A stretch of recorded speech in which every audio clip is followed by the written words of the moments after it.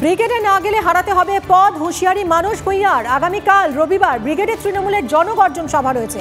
Brigade সমাবেশ সফল করতে জেলায় জেলায় চলছে জোর প্রচার। সবংয়ে জনগর্জন সভার প্রচারে গিয়ে রাজ্যের জল সম্পদ উন্নয়ন মন্ত্রীর গলায় শোনা গেল হুমকির সুর। দলের নেতাদের উদ্দেশ্যে মানুষ বলেন, যে নেতা নেত্রী ব্রিগেডে যাবেন না 11 তারিখ তারা পদ হারাবেন। নেতৃবৃন্দকে সাবধান করছি, যে নেতা বা নেত্রী ব্রিগেডে যাবেন না 11 তারিখ তারা পদ হারাবেন। কোন লোকের পদ থাকবে না।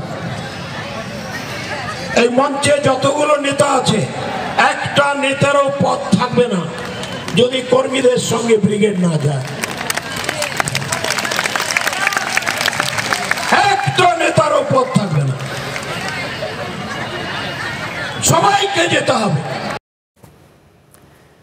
এই মুহূর্তে আমরা যোগাযোগ করেছি বিজেপি নেতা সজল ঘোষের সঙ্গে। সজলবাবু, মানস ভূঁইয়া তিনি বলেছেন যে নেতা নেত্রী ব্রিগেডে যাবেন না 11 তারিখ তারা পদ হারাবেন, কি বলবেন? তার মানে কি অবস্থা ভাবুন। আমি সারা জীবন দল করে যাব, যদি কোনো কারণে ব্রিগেডের দিন না যেতে পারি তাহলে আমার চাকরি চলে যাবে। আমার এত বছরের এই যে ত্যাগ তিতিক্ষার কোনো দাম নেই। আসলে মানস বাবুর পদ যাবে, মানস বাবুকে বলে দিয়েছে লোক আনতে হবে। তাহলে মানস বাবুর শুধু পদ যাবে না, আবার মার্ডার কেসটাও উঠতে পারে। ওনাকে তো মার্ডার কেসে ফাঁসিয়ে ওনাকে তো দলে নেওয়া হয়েছিল। তো আবার মার্ডার কেসটা উঠতে পারে, ওনার মন্ত্রিত্ব যেতে পারে, ওনার সাংগঠনিক পদ যেতে পারে, পরের বার নির্বাচনে টিকিট না পেতে পারে। আর কত চাটবে পা। মানস ভূঁইয়াকে আমি সেই ছোট বয়স থেকে চিনি, কিন্তু মানুষগুলোর এই যে বিকৃতি, এটা না সত্যিই ভাবতে পারি না। অনেক ধন্যবাদ আপনাকে।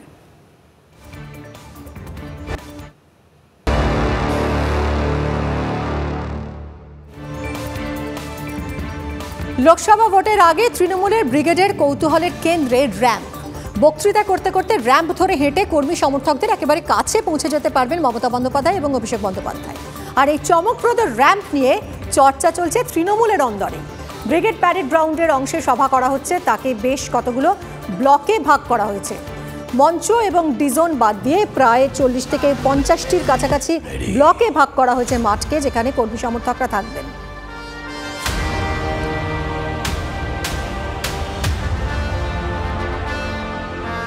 রবিবার তৃণমূল কংগ্রেসের জনগর্জন সভা। কেন্দ্রের তরফে যে সমস্ত প্রকল্পের টাকা রাজ্য পাচ্ছে না তার বিরুদ্ধেই গর্জে উঠবেন তৃণমূলের সাধারণ কর্মী সমর্থক থেকে শুরু করে নেতৃত্বরাও। আর এবার এই তৃণমূলের জনগর্জন সভায় বিশেষ চমক। কি সেই চমক?